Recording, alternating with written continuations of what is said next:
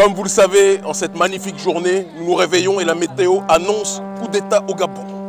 La météo géopolitique au XXIe siècle annonce coup d'État au Gabon. Il y a 3 jours ou 2, je ne me souviens même plus, j'avais prévenu Ali Bongo qu'il était le prochain sur la liste et bing badaboum, ceci n'a pas manqué. Aujourd'hui, le nouvel homme fort est le général Oligui, d'accord, qui était le boss de la garde présidentielle d'Ali Bongo. Nous disons au frère Oligui qu'il a 2 options. Soit donner la voix et soit donner le pouvoir à Ondo, qui était le candidat de l'opposition, ou alors de suivre la voie de ceux que nous connaissons, en l'occurrence évidemment les entités telles qu'Assimi Goïta ou Ibrahim Traoré. Dans les 2 cas, tant que la voie de la souveraineté du peuple est respectée, tant que la voie de l'autodétermination, de la résistance au colonialisme est respectée, nous serons à ses côtés. Si par contre, le frère Oligui suit la voie de Damiba en se soumettant aux intérêts français, qu'il sache que de la même façon qu'il est arrivé, il risque de partir. Parce que le peuple n'acceptera pas d'être trahi.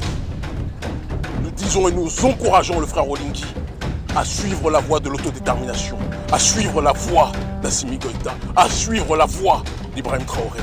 Et nous serons plus que jamais à ses côtés. À tous les dirigeants africains corrompus qui asphyxient leur peuple, qui méprisaient leur peuple, qui pensaient que parce qu'ils étaient à la tête de l'État, qu'ils pouvaient tout faire, qu'ils sachent que les derniers seront les premiers, disait inversé le roi biblique. Et bien jusqu'à preuve du contraire, nous sommes à Taméry aujourd'hui au XXIe siècle. Ceux qui croyaient être tout-puissants et qui pouvaient asphyxier les citoyens africains, qu'ils sachent qu'eux-mêmes sont des citoyens africains potentiels et que s'ils manquent de respect à la majorité du peuple, on va les démettre de leurs fonctions. Nous n'appelons pas à la violence, mais nous appelons à l'intelligence. Respectez le peuple. Sinon, ce que monsieur à la tête du pays, Ali Bongo, a connu, ce que Ibrahim Boubacar Keïta a connu, ce que Alpha Condé a connu, ce que Roch Marc Kaboré a connu, tout le reste en Afrique francophone, vous allez le connaître.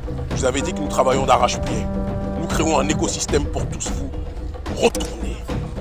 Et nous sommes en train plus que jamais d'y parvenir. L'Afrique libre ou la mort, nous vaincrons. Ils commencent tous à comprendre.